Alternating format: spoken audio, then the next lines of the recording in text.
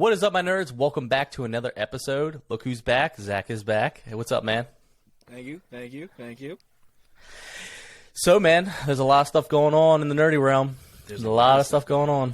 A lot of good nerdy content out there, or coming soon. Definitely coming soon. I know we've talked through text and stuff like that. You haven't seen the Mario movie yet, but that's okay. I've seen it, and I at least won't. I'm not going to spoil it for you, but I can at least tell you it is a must-see. Yeah, it seems like its audience score seems to be through the roof in the 90s. I mean, using Rotten Tomato is always a double-edged sword, so be careful with that. But the audience score on Rotten Tomato is high, the critic review is low. And I think honestly, I think it's because critics don't know how to appreciate a movie outside of, like, does it meet these artistic boxes? Yeah. I said that on a previous podcast. Did you? Episode where I was like, I feel like critics are so disconnected from what we really like that they're like, oh, I didn't understand the concept. It didn't make sense to me. I'm like, it's a cartoon. It was too basic. It was too paid by numbers. Which, like, don't get me wrong. If you want to put that in as part of your critique, that's fine. If you want to say, I gave it an 85 because it was just a little simple for me. It was a little too easy for me. It was a little too paint by numbers for me. Cliche. But, like, again, I haven't seen it yet, but, like, it feels like to me if these movies, if these Marvel movies, if these kids movies can cross $1 billion and critics can be like, it's fine, then I don't think you're really listening. As a critic, you're supposed to critique movies for the people who are going to go see them. And if they're making billions of dollars and you're still saying, nah, they're fine, they're okay.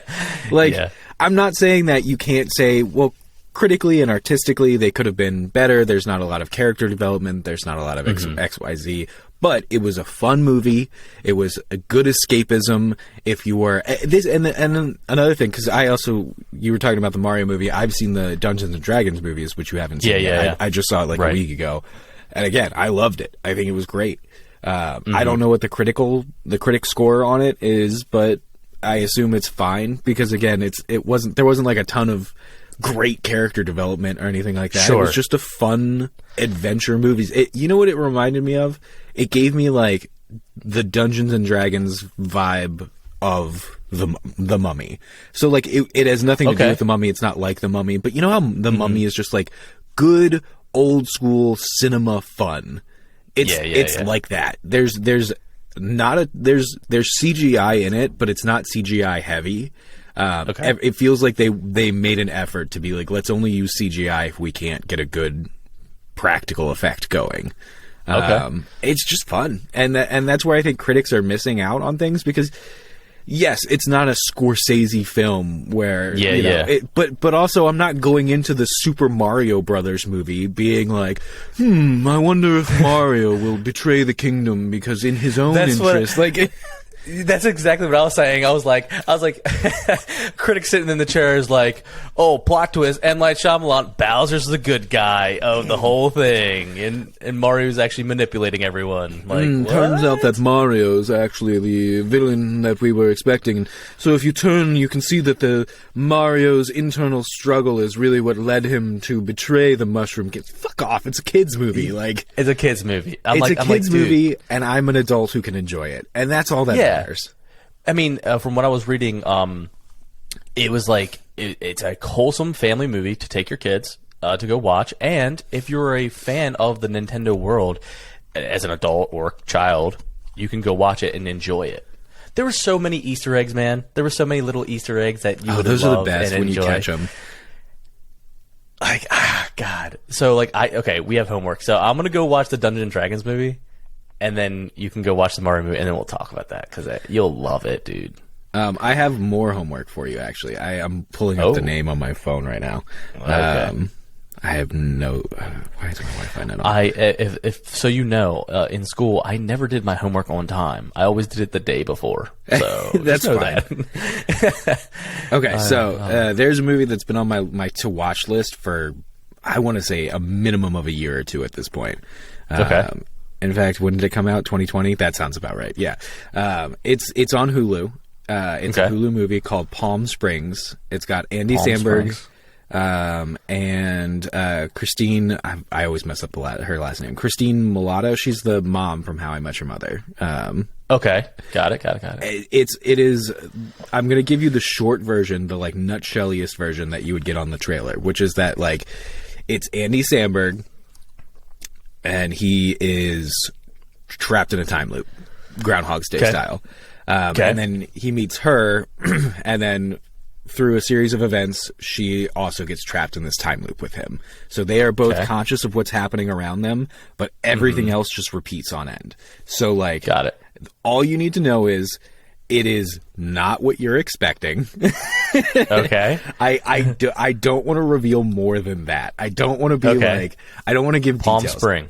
It is a fan fucking tastic movie. It's so good, and it's not what you expect, and then it knocks you off guard of what to expect, and then it brings you into a whole new level. So it's like something happens and you're like, whoa, this is not what I was expecting. But then it starts delivering beats that film cinema movies, you know, those cinema movies, those rather than just like a movie. It's like, you know, they give you a message, they tell you a story, they make you feel things, they make you think about things. Like, it's that kind of movie. But then something will happen and you'll be like, oh, that's not what I was expecting. And it's like, dramatically. I would say I think it was when I paused it, because I had to pause it because of how dramatically the tone shifted. I want to say like 15 minutes into the movie. I think it was like 13 minutes specifically, but around the 15-minute mark, you're going to be like, oh, this is not what I was expecting. You're going to love it. It's great. Bryn and I went back and watched it over the weekend because I was feeling very movie, and I was like, you know what, this has been on my list for a while and it sounds great. Let's go back and watch it. And we watched it. And it's Andy Samberg being, he's a very good actor, for the record, but he's also Andy Samberg, so he's hilarious. So what'll happen is like he'll be delivering a message, and then it's Andy Samberg and he's hilarious, and you start laughing, and then he starts giving like a monologue, and you're like, oh, he's actually really good as an actor too. It's just really good, and you should really watch it. And everyone who's listening or watching this podcast, go watch it. It's on Hulu. It's free. I think it's like 2 hours long, and it's like good old school film that you would have gotten, that would have landed in that like mid-tier range in cinema, but because everything's going to streaming, it's just on streaming for free, and it's amazing, and you should go watch it, because movies like this that make you laugh, they make you cry, they make you think, they make you feel things. Like, I don't know about you, but especially when it comes to movies that like deal with infinity or being trapped like in a time loop or in a universe or something where it's like you just have to make the best of it, because I'll never know what it feels like to be trapped in a time loop. You know what I mean? But like they do a really good job of being like, yeah, he's been here for a long time. So it's just really interesting. I don't want to throw any other spoilers out there other than that. That's not even a spoiler, but just like I don't want to describe it as anything more than that, because it doesn't need my help. It really doesn't. Well, just for you, I'll probably watch it tonight with the wife. I'll watch it tonight with the wife. Yeah, she'll like it too. Okay, good. Yeah, she's very picky though, but I end up just suggesting anything, and then she ends up watching it and loving it. So you know, Nicole and I get this song and dance, dude. We have this song and dance when it comes to if you all never heard my wife's name is Nicole. So we have this. Yeah, we'll sit down with our dinner, and then we'll watch TV. But then she's like, "All right, what do you want to watch?" And then with every platform, there's like tons of things, and I'm like, oh, this movie's good, this movie's good, this movie. I'll give her like 5 options, and she's like, I don't know. And then we surf for like at least 10 minutes, and I'm like, okay, you're lucky if you only get 10 minutes. Well, I get frustrated. I'm not gonna lie, I get really frustrated, and I'm like, I really just want to eat my dinner before it gets cold, and dude, let's just pick something. Okay, we've never discussed this. We've been friends for what, 10 years now? Yeah. Are you, because we both have very heavy ADD, I can't eat my food if I'm not watching something. Yeah, I kind of like just make it. Well, I kind of make it a goal of mine. Actually, I'm not gonna like eat it and like surf at the same time, because it's not enjoyable for me. Yeah, because then you're trying to find something while you're eating, and you're not making mental note of the eating. Whereas if you're just like, if I'm out at a restaurant, obviously you're talking with people. You're like, but if I'm just like at my house, I have to have like a YouTube on, or or like if I can find like a Young Justice, or if we can like start a movie, that way I can be eating, and by the time I'm done, the opening scenes are usually done, and then I can just like sit back and watch the movie. Not to offend anyone, but if you're sitting down at a table or whatever, eating in silence and not having anything, you might be a psychopath. I'm just saying. Britt and I just talked about this because the women she works with tend to be a little bit older. They tend to be in their like 50s or so, and we were just talking about it this weekend about how like she was like she was talking to the woman she works with who's older and has a daughter who's around Bryn's age, and she was like, my daughter, she has a like a dining room table, she's pushed it against the wall and she just like keeps stuff on it. And I was like, you just described my house. Like our dining room table, you've seen it, is in the like buyer kitchen, but it's pushed off to the side. We have a spare microwave because I keep meaning to replace the main microwave we have, and then just like a bunch of like papers and stuff are on it, like mail that we don't have, and like dog food and stuff like that, because our dog food crates are under that table because we never use it. And I'm like, why do we even have this table? If you sit at a dining room table and just like sit and talk to each other, and that's your jam, good for you. I'm glad that you can do that. It makes my brain itch from the inside. Or like it's even weirder though. Like say you like lived alone, or if you're eating a meal alone, if you're sitting at your table and not doing anything, like you're not even reading a book or reading in the paper. Well, you're and just your sitting there in hands get silence. like, even if you're like, either you're using fork and knife or whatever you're using, and you can't like hold a book or your phone or whatever. Yeah. Or you have like messy food that you're grabbing with your hand, and I don't want to get like crumbs and sauce on my book or on my phone. So that's where like YouTube, either like setting up my phone and just kind of watching the tubes, or putting a movie on, putting a TV show on. But like, it's to the point that Bryn knows. She'll be like, okay, do you want to find something while we eat? And I'm like, yes, please. I've never used a dining room table and been like, this was a fun experience, unless I'm using it for board games. The only time I would say Nicole and I use the table in our dining room is for like guests. Like we have guests over, that's when we eat there. We have like a little bar. You've seen the house. We have a little bar that cuts off the dining room and the kitchen. We'll eat there, but I'll have my iPad set up to like watch something. Yeah. Or we'll just eat on our couch. And watch something. Like I have to be doing something. Like I can't just eat. 90% of the guests that come into my house, and like Bryn and I have talked about this too before, with like, we don't have kids, and so we have like rooms that we're not using, and we had them, one of them as a guest room for forever, and I was like, I think people stay in this guest room maybe 3 nights a year. The ratio and return on investment is not good enough to not just turn this room into something fun and tell people, like, for the 3 days that they'd be staying here, hey, you got to grab a hotel because we just don't have a spot for you. Or we have a pull-out couch as our main, like, we have like a big U couch, has like a pull-out. So if you want to stay with us, you can stay on the pull-out. But like, that room shouldn't just go to waste 362 days a year because somebody might be staying in it. It's the same thing. It's like, I just don't need it. And so like 90% of the guests that come into my house are millennials or below, and they don't want to sit at a table and eat either. They want to be sitting on my couch eating pizza or whatever we're eating with we have tables, it's like we have a table by the couch and everything that people can lean forward and eat on if they want to. But most of the time when people are over my house, it's because we've like ordered pizza, we're having a board game night, so everybody gets like Taco Bell or whatever, or like we make food like buffalo dip and we just kind of sit it on the table and then people like scoop. Like, most scenarios don't require a table to sit at. In fact, I don't think people want it. At least I don't. I think it's coming to the wayside these days. My house, my rules. Yeah. Talking about some nostalgia stuff though. Did you see that the Switch pulled out something on their 64 emulator?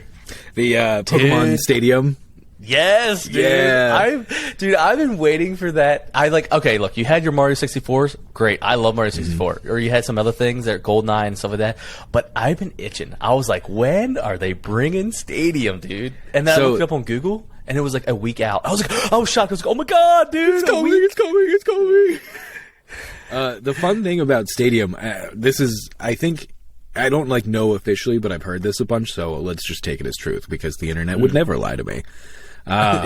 is that the reason Stadium was so good and that their battle animations are so good is because they didn't know it was going to be a Pokemon game. They were just told to design a game based on like the moves and everything, and then they would give them the monsters to like fill in the spots.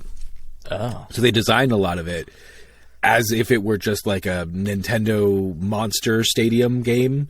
And then they put in the Pokemon after the fact. So really, the reason that even though it's got great battle animations, we didn't get really any battle animation. In fact, some of the battle animations on Stadium are still better than the animations we got in this most recent iteration of the game, where like you walk around the outer world and just like run into Pokemon and start a fight with them.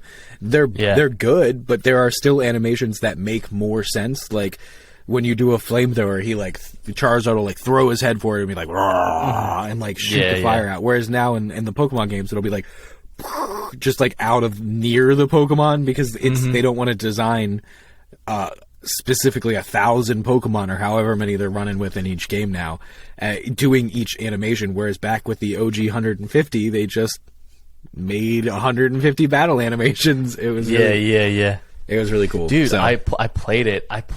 Yesterday because I brought my Switch down in the studio and stuff like that, and I was playing it, and I was like, God, I miss this thing so bad. I was like, I miss it. It holds up to this day, dude. It really does.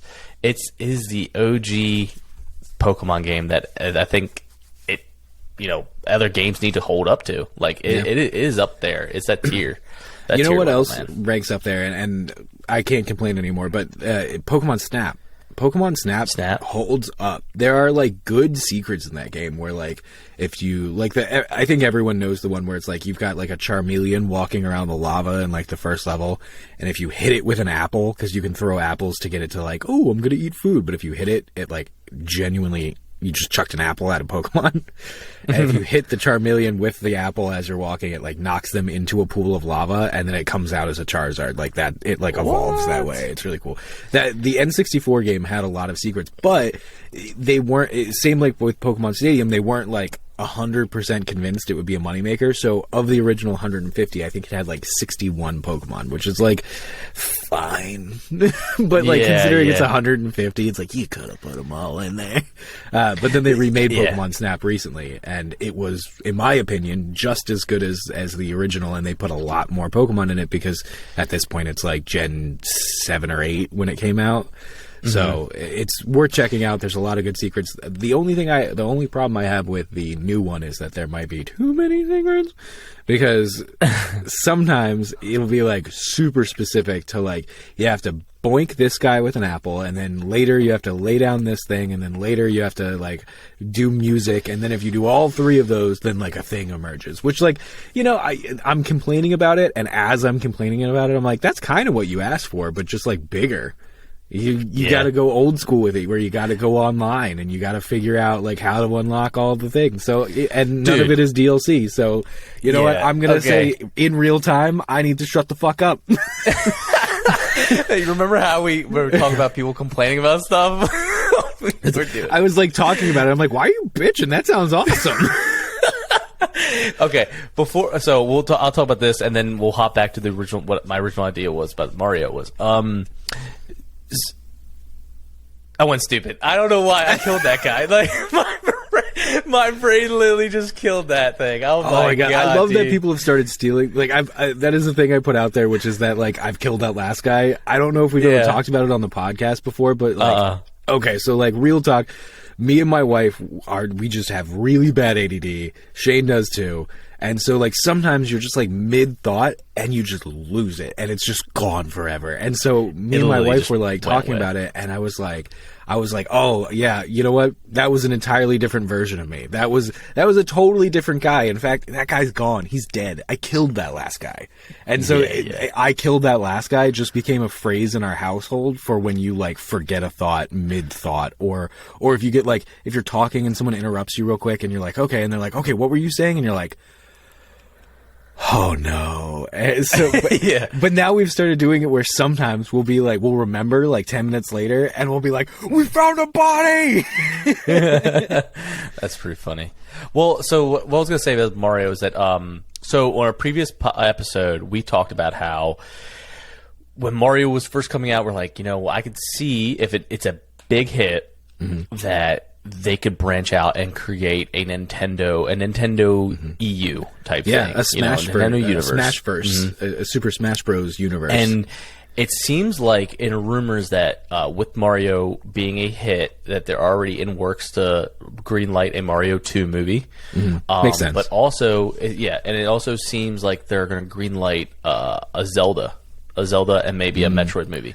Yeah, I heard the rumblings about Zelda and the Metroid too. I think I had heard about. Yeah, so I want to say that if it does, it's going to happen. I'm going to put a stamp on it right now. It is going to happen, and you heard it here.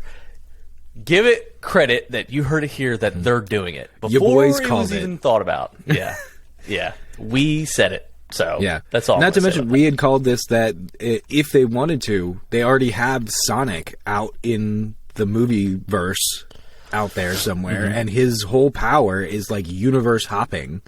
He takes the rings and he's able to hop to a different universe. How interesting would it be if Sonic was kind of the multiversal connector? Plus, I haven't seen the Mario movie, but it sounds like Mario also got teleported to like the So they I didn't want to spoil that, but it's not really a spoiler. But yeah, I mean, it's in the first trailers that he's like they kind of show a teleport-y type of aspect. Is it the pipe? Is it that like green pipe? Is the teleporter? Yep. That makes sense. Yep. Again, I haven't seen it. I haven't heard anything about it. But like, if I'm writing a movie and I need it's like the first scene, you get to see like one pipe, right? Obviously, takes him to the Mushroom Kingdom, but he gets to see like multiple different things at the same time. So yeah, all the different Mario worlds. Yes. So probably again, I haven't seen it. Right. Yeah. Well, I'm not going to say anything, so I don't want to be a spoiler. Is it spoiler? Yeah, spoiler eater. I don't know. Spoiler. Spoiler. Yeah. Spoiler. You've been talking about how you've been watching a lot of Injustice lately. Young Justice. Sorry. Yeah. So everyone has always told me that Young Justice is absolutely phenomenal series and kind of like a benchmark of like what a good animated hero show can be. Not that Teen Titans is bad. We were talking about this before we got on the podcast. Not that Teen Titans is bad. Teen Titans is great. But I think Teen Titans is...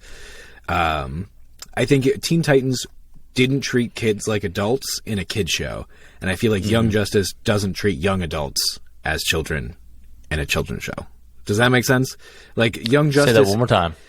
So, how can I phrase this well? So, Young Justice is their target audience seems to be 18 to 35-year-old males, and it doesn't talk down to you. It's even though comics are considered like a younger thing, it doesn't, and it is a show about 15 to 18-year-old kids. It doesn't portray them as children. It portrays them as young adults. That's why it's Young Justice, not like Kids Justice. Exactly. Yeah. And I got through season 1. Whereas Teen Titans is a show that is designed for kids, I would say ages 12 to 18, but they also still don't talk down to those kids. They treat them as the audience that will eventually transition into the Young Justice audience. And so even though they are sillier, especially with Teen Titans Go, even though they are sillier, they are goofier, they still make adult points, especially in the original Teen Titans. They do keep things very real. Like they don't sugarcoat it either. They're not out there like, cutting people's throats on camera and stuff like that. It's a cartoon still, but like that was a kids show with adult themes, and Young Justice is a young adult show with young adult and adult themes. The first season, so I've only watched the first season, and then I watched the first episode of season 2. I know that Young Justice was canceled at like one point, wasn't it? Was it after the first season? It was canceled after season 2. It's a bold choice. So spoilers for this is not like a major spoiler, but the transition from season 1 to season 2 has like a 5-year time gap, and I was like, whoa, what just happened? Because we missed a lot.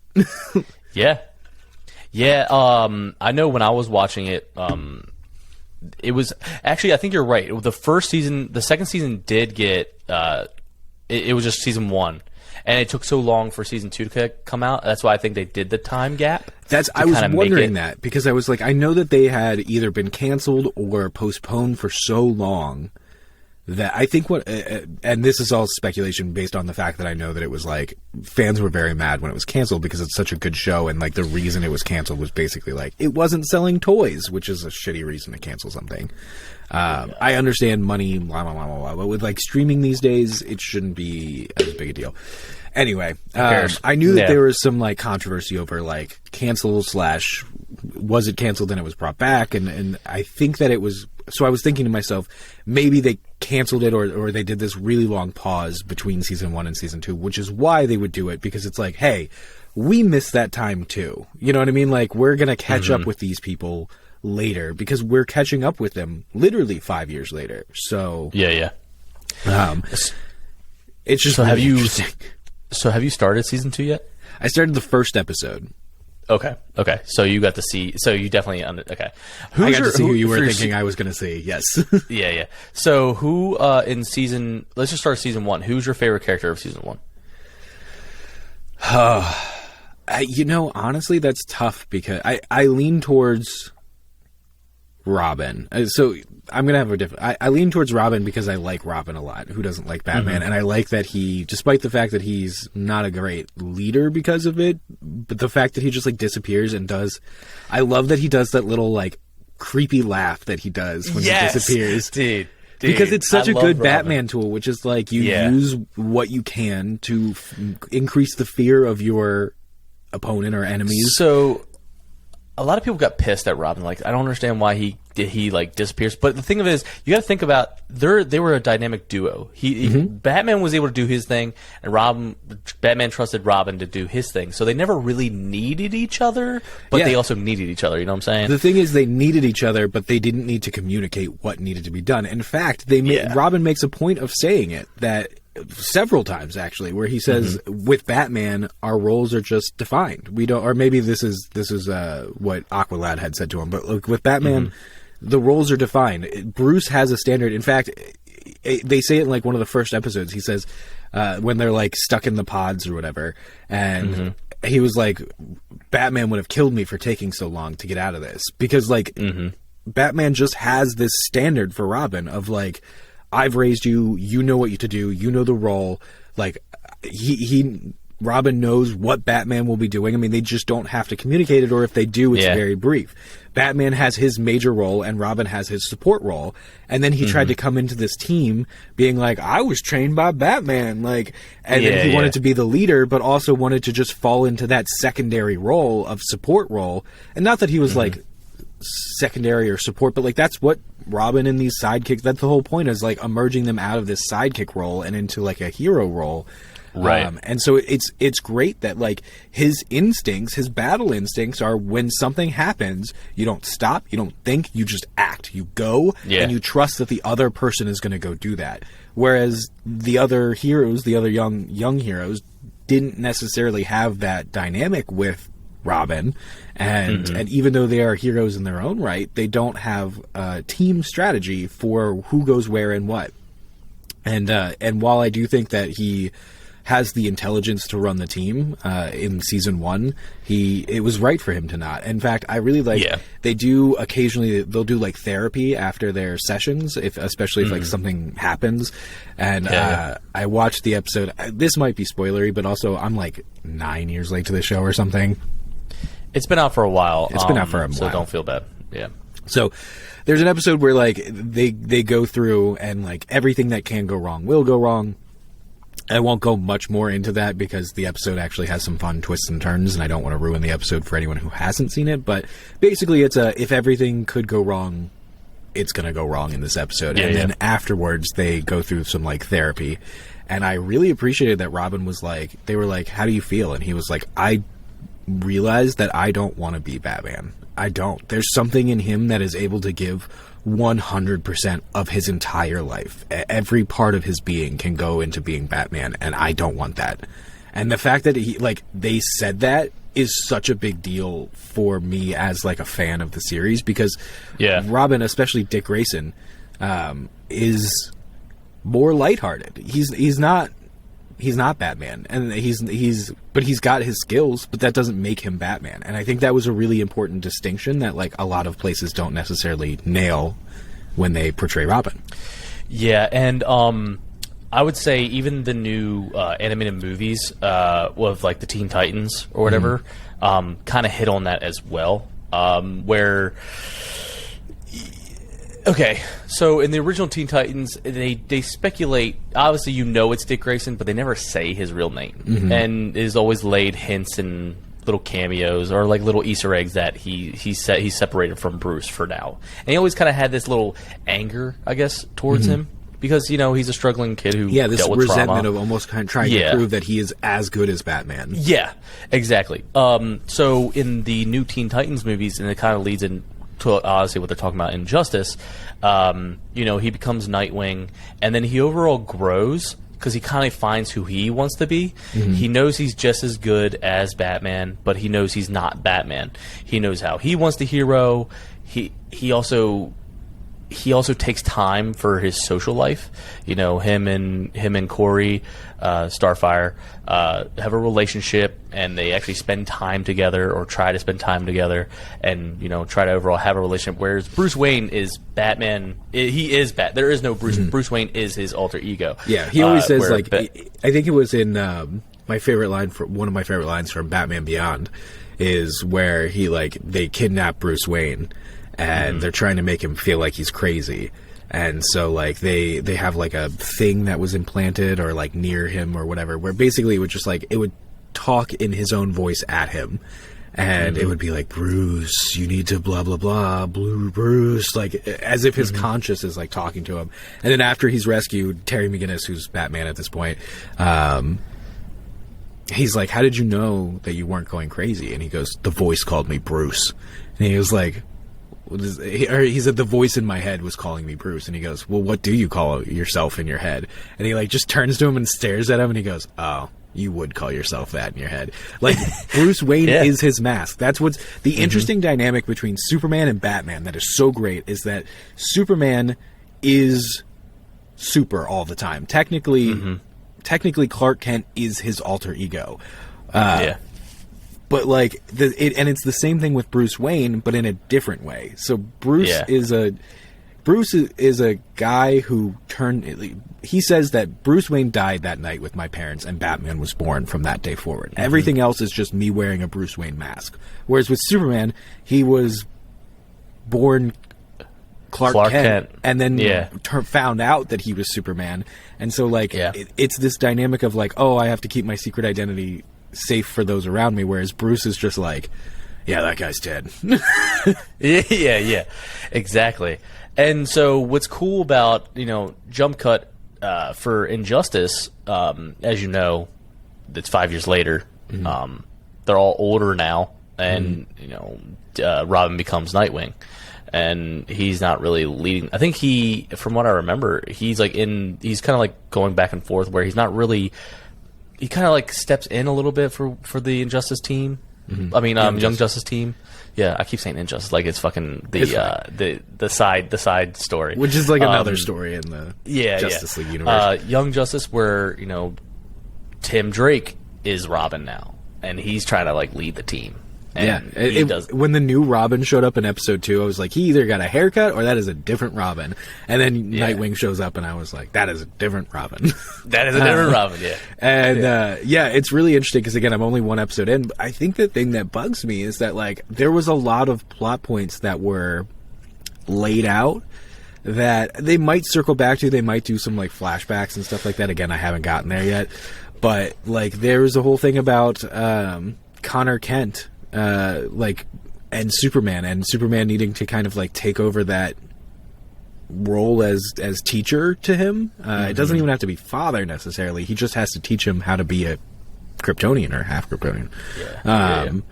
And they just they didn't touch it because, again, it got missed. The same thing with they just a little baby Easter egg that says and maybe this wasn't a tease for the future, but they said something about Robin, and they said, Batman won't even let him tell us his real name. And I was really hoping that at some point throughout the season he would be it's Dick. Dick Grayson. Yeah. And I can't remember what I think they do. Okay, from what I remember, because I haven't seen the show in a minute.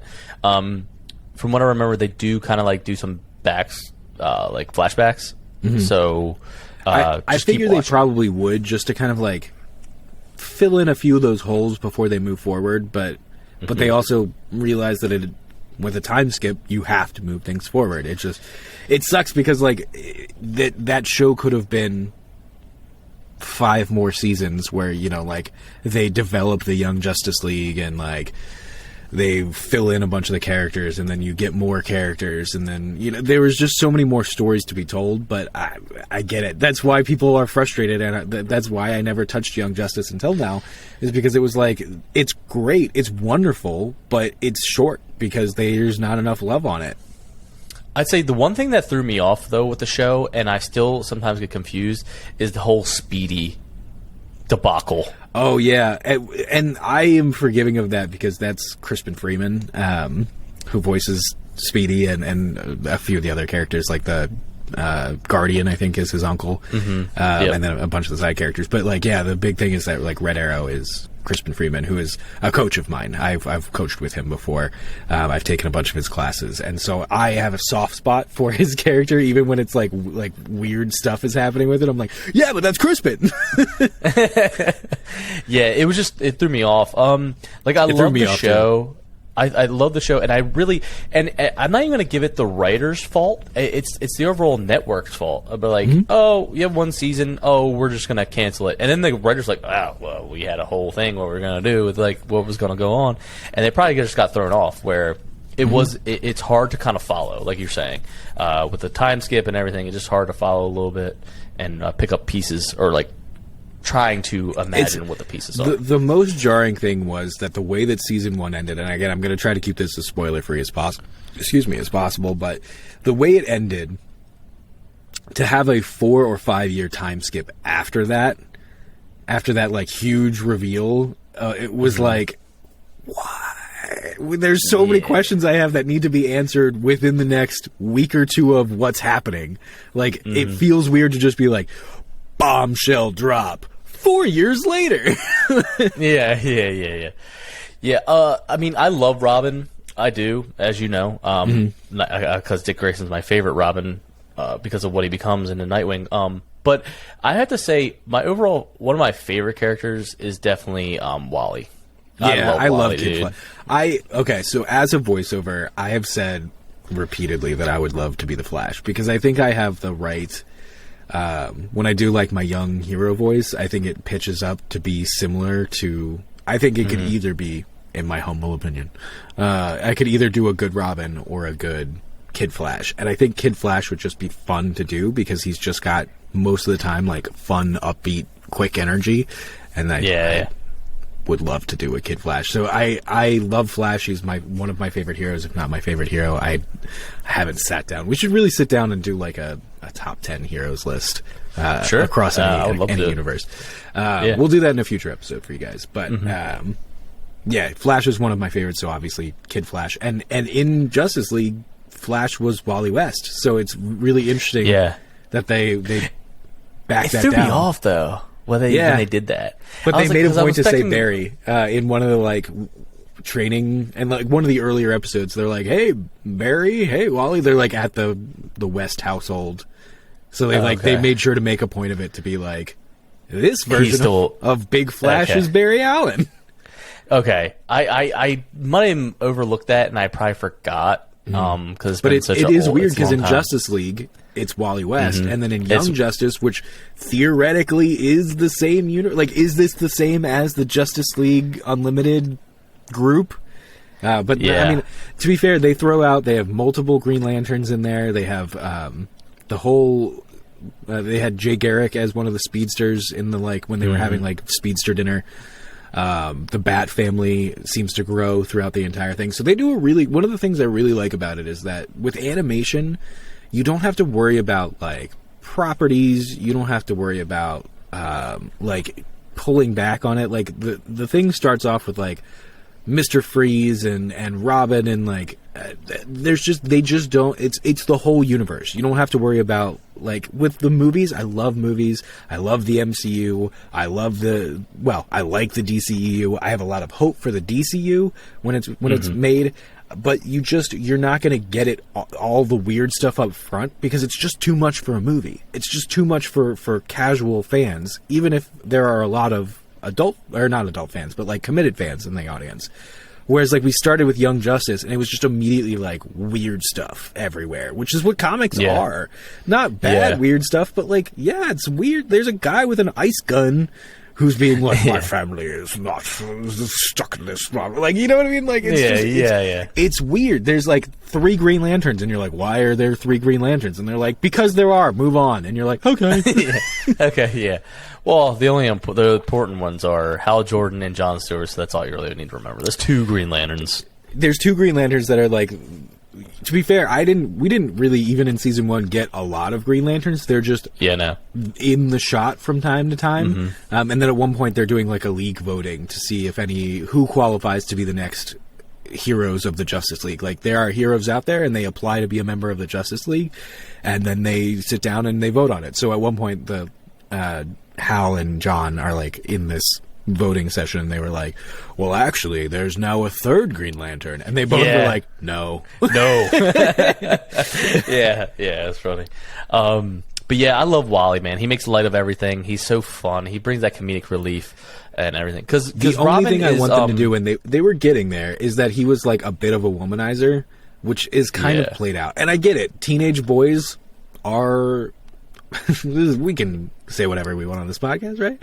They're horny little fuckers all the time. Like, they just want to. It's generally true. Anything. So, like, I'm not saying that like he crosses any boundaries or anything like that. Like, he's very respectful and everything. Well, not very respectful, but he doesn't do anything inappropriate other than just kind of like hit on the girls a lot. The thing of it is, in the show, at least they could say the women empowerment is in there, where you got Miss Martian, who's very strong, independent, and then you got Artemis, who's definitely very strong and could whoop ass in that show. So and then they add Zatanna. Zatara is like the dad. Zatanna. They could have separated those a little bit better. Yeah, no, Zatara is her dad, and Zatanna is, which is kind of like a love interest of Robin, but really not. They grow up together. So. They date, you know? Yeah. They dabble. But yeah, again, that's why I'm excited to get... I think there's 3 seasons now, right? Because I just got to season 2. The thing is, I think people were hoping it would keep going after that, and HBO started like dismantling their animation stuff, and it was like, probably not going to see another season of this. Yeah, season 3 is... Because it just... I think when HBO Max... when the app was coming out, like when they were starting to make the platform HBO Max, that's when they had like, oh, hey, one of the new things is that we have Injustice. I mean, God, he's saying Young Justice. We can't edit that out, Shane. We're just gonna have to leave it in. Young Justice season 3, and I'm like, oh shit, shit, yeah. And then they were like, now they're just going by Max. Have you heard this? They're dropping the HBO Max because they feel it's elitist, and so like with Paramount Plus and stuff like that, since they're merging a lot of their stuff, it's just called Max. Speaking of, by the way, this is a smooth transition. Let's go. Speaking of HBO, not HBO Max, a lot of people on the internet are not thrilled about this. I don't care. They have announced a revival of the Harry Potter series, where each season will be a book. So season 1 will be book 1, etc., etc. That is exactly what I've been asking for years. In fact, I've done it at least once on this podcast, where I've mentioned that they should go book for book in a streaming series so that they can do it. And I'm calling my shot. Since this is an episode we should just title this episode. We're calling our shot, because we did it with the Mario universe, and we've done it with me calling the best method is to do a streaming series where it's 8 years long Yeah. So I'm going to call my shot. Here's what's going to happen, because a lot of Harry Potter fans are being like, I would have preferred a Founders series, which is like about Godric Gryffindor, Salazar Slytherin, Helga Hufflepuff, and Rowena Ravenclaw. There are people who wanted to see a Marauders series, which would cover like, James and Sirius and Wormtail and Lupin and all of them. Here's what's going to happen. I'm just going to call this now, because I think that HBO is trying very, very hard to compete with Disney, because Disney is like, we have the MCU, we have Star Wars, and there's like a couple other, and they have traditional Disney projects, and then they have like, other stuff that they do. But those are like their franchise. And not to stop you, but when we're done talking about this is actually a funny and interesting thing I heard about Batman. But continue what you're saying. Okay. So I think that they are trying to compete with Disney by doing the same thing. So they're rebooting the DCU to make it their own, like, this is like Disney's version. We're going to have movies, but then we're going to have shows. We're going to have animated projects. They're all going to tie together. And we have some other ones like The Batman and Shazam and everything. The Joker movie, like those are all going to be Elseworlds, but they own the DC universe. So that is they're competing with. I love competition. The MCU. It just makes competition is great for everybody. Yeah. I think that so they have Game of Thrones. House of the Dragon was a big success, but I think that they knew that they were like, we were really banking on Game of Thrones being like a long-term series, and it ended in a bad enough way that like we've lost some of that audience. I think that Harry Potter is that IP that is like, cool, you have Star Wars, we have Harry Potter. So I think they're going to redo the Harry Potter series. They've already announced that. And I think that when you get to season 2, between season 2 and season 3, when they announce the casting for because in book 3 is when Sirius, Lupin, Wormtail, like that whole story kind of like begins. I think they're going to announce those people, and then they're going to announce that they're going to do a Marauders series as well. And it's going to run at the same time as the Harry Potter series. So it'll be like, kind of like with the Arrowverse, you had like you had Arrow, and then it kind of backdoored Flash, and then that kind of backdoored not Guardians of the Galaxy. What is the it was it was Legends of Tomorrow.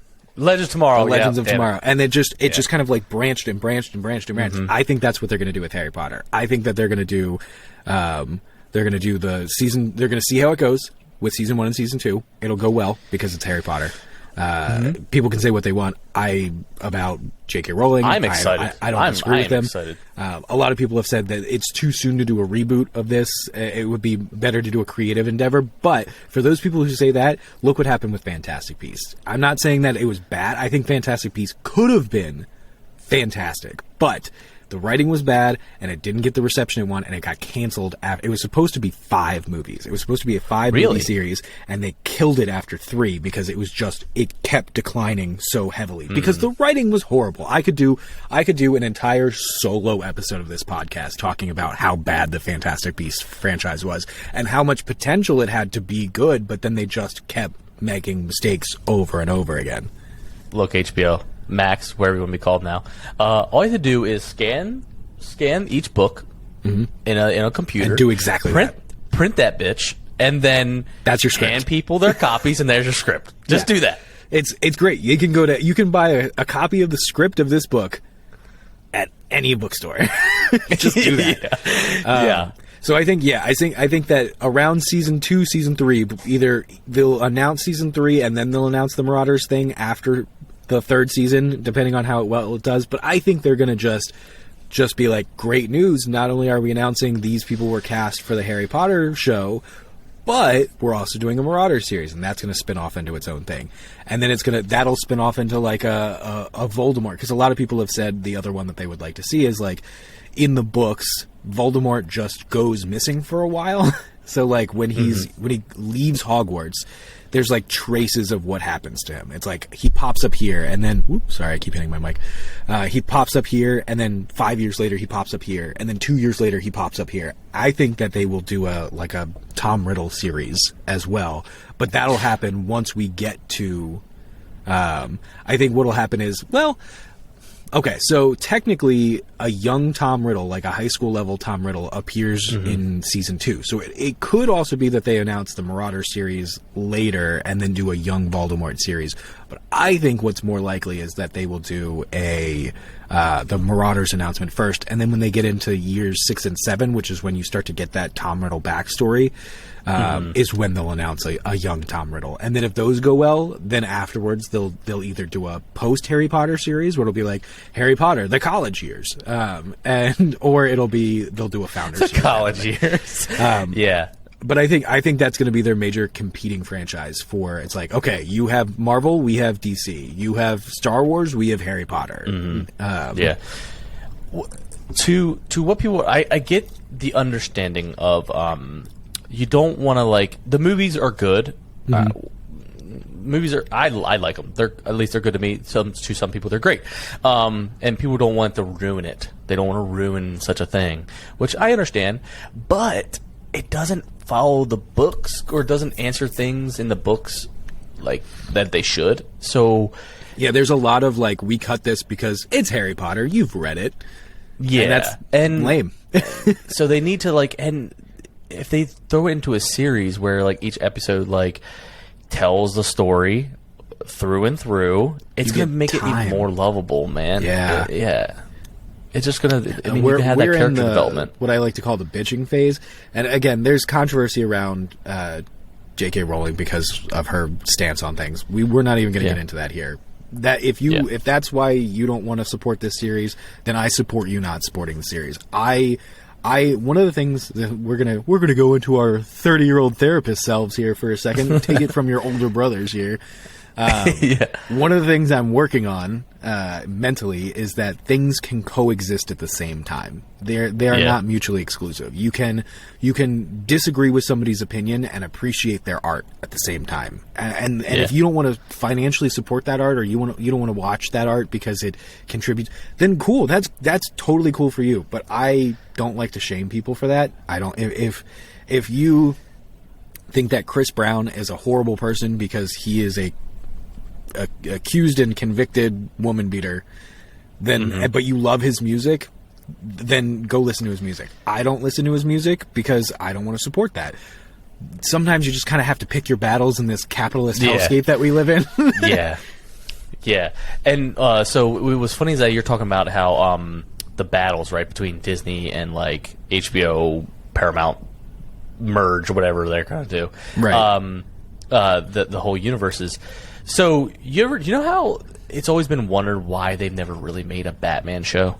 Oh, and like the Adam West show. I know this. I found this out. Did I send you this TikTok? No. I found this out on TikTok as well. You didn't send it to me, but I found it out that so DC sold the rights of Batman for the Adam West show. They in perpetuity in perpetuity forever. So they couldn't really make a Batman show because of the Adam West show, which then the rights were sold to Fox, and then Fox bought Disney bought Fox. So Disney owns the right. Yeah, so Disney technically owns the right to Batman. I'm like, what?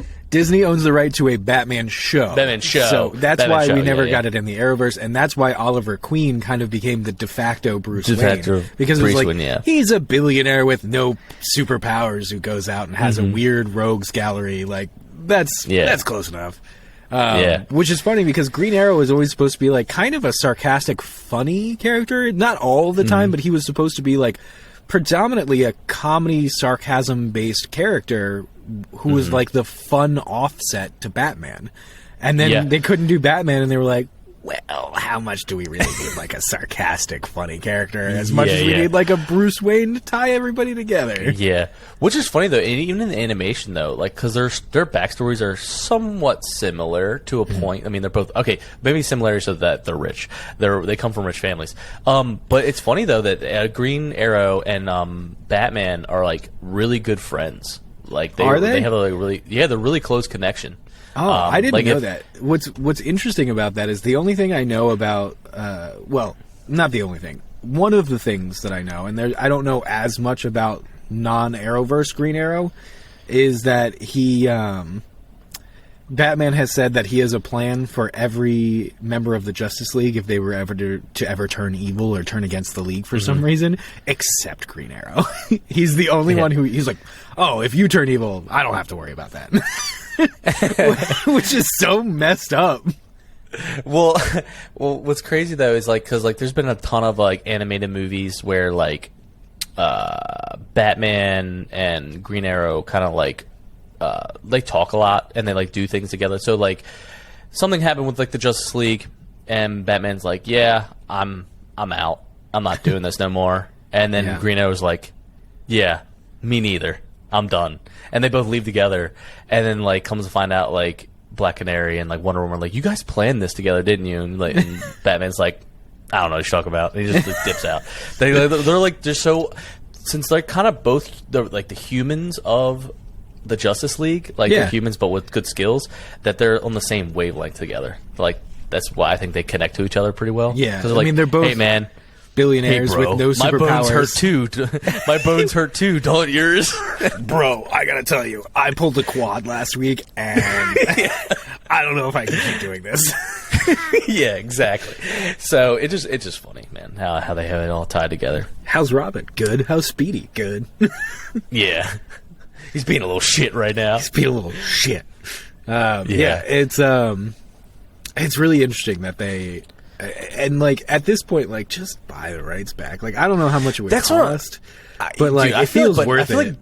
I feel like Disney would be a dick though. I really do. Disney's like, oh, you want your main character show back? Oh, okay. So you want Batman? You know, your highest grossing franchise? Sure, we'll sell it back to you. $5 billion.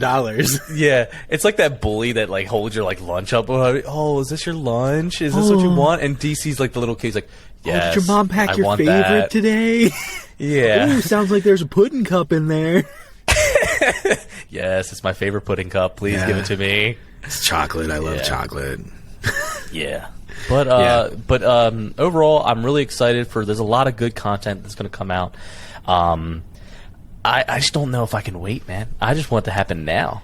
Yeah, you know, it's funny. I already have heard. You know, it's the internet, and in my time as an adult, in my wise old years, this is what I've learned about the internet that I can pass on to our young viewers. People are going to bitch about everything all the time. It is best to just not listen to them bitch all the time about everything, because eventually that project will come out, and those same people will love it, and will not shut the fuck up about how great it is, despite the fact that they spent the last 3 years bitching. Yeah, so, exactly. No, but for real, people, like, again, all I'm hearing right now about the Harry Potter stuff is that people don't want to support it because of Joe Rowling. People don't want to support it because it's too new. People don't want to support it because Daniel Radcliffe is still in the prime of his career. Why would you not? And all of those things are going to disappear. I mean, not all of them. I think especially some of the cultural issues will not disappear. But when the show comes out and it settles in, people will just stop imaginarily bitching about it, because it's really easy to complain about something when you haven't experienced it yet. It's really easy to say that series isn't going to be good, or I don't want to support that series, or it's too soon, or do we really need to do this again? And then it comes out and it's great. It's kind of like House of the Dragon. People were like, me included, were like, Game of Thrones ended on a really crappy ending. I'm not interested in this product. And then it just kind of kept going, and people were like, wow, this is really good on its own. And then it just kind of like silences people because those people, and again, I'm not talking about the people who are standing up for human rights and stuff like that. I'm talking about people who are just complaining because they want to complain. People who are saying it's too soon, it's too new, it's too early, it's too redone, it's too repetitive. All of those people are going to say that about Harry Potter, or they're going to say it about House of the Dragon, or they're going to say it about whatever. And then when that show comes out and another announcement is made, those people are going to move on to the next thing to complain about. So just don't listen. I mean, it happened with Mario. It happened with the Batman. It happens with everything. And the longer they push that announcement out, if that announcement is 5 years in the making, people are going to complain for 5 years about it. And it sucks because, like, while I think that there are certainly criticisms are necessary. I think that it's important to keep your guard up so that they don't just keep remaking the same garbage over and over, but they learn their lesson and they're like, okay, instead of doing a 2-hour Harry Potter movie, let's do a 9-hour of 9 1-hour episodes series so that we can really get into the characters. Fun fact about Harry Potter, in the first movie, Harry did not cast a single spell. He just didn't use magic in the first movie. Oh, you're right. He flies on a broom. I think there might be like one where he's around them as they're learning. Like, didn't. Yeah. No, he didn't. They were learning Wingardium Leviosa. They were learning. He never it. did it. He didn't. Fun fact. Okay, this is just a nerd. You just tripped over one of my nerd things. You know how everyone's always like, "Oh, it's Wingardium Leviosa, not Wingardium Leviosa." It's because in the books, Ron has like a Cockney-ish accent, so he's like Wingardium Leviosa with an R at the end. And she's like, it's not Wingardium Leviosa, it's Wingardium Leviosa. But because Rupert Grint, the actor, would just say Wingardium Leviosa, she was like, it's not Leviosa, it's Leviosa. Because in the books, it's Wingardium Leviosa. And she's like, that's wrong. You're putting an R there and it's going to backfire.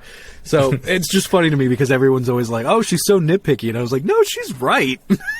They just didn't portray it properly. But also, hopefully they can do it in the show. Most spells they can rebound, right, and like have an effect that way too. If you don't, there's like there's kind of holes in the Harry Potter lore. I'll say that okay. Like it's like you have to say things properly and you have to use your wand movement properly. But then it's like, but also sometimes people just like say it in their head, and I'm like, well, what happens if somebody's got like a stutter? Are they just disqualified from being a wizard at that point? Or yeah. I'm sorry, little Timmy. You have a weird stutter. You'll never be a wizard. Also, why it's so funny to me in Hogwarts Legacy, there's the character who came over from I forget where. It was a foreign. It's like the biggest wizarding school. Do you remember the one I'm talking about? She's the one who like goes after the. She's the Gryffindor girl who goes after the bad guys. She's always yeah. But anyway, she's like, yeah, I came from a different wizarding school that doesn't use wands, and he was like, oh, surely that magic must be weaker, and she was like, no. We just think you're, like, really posh with your wands.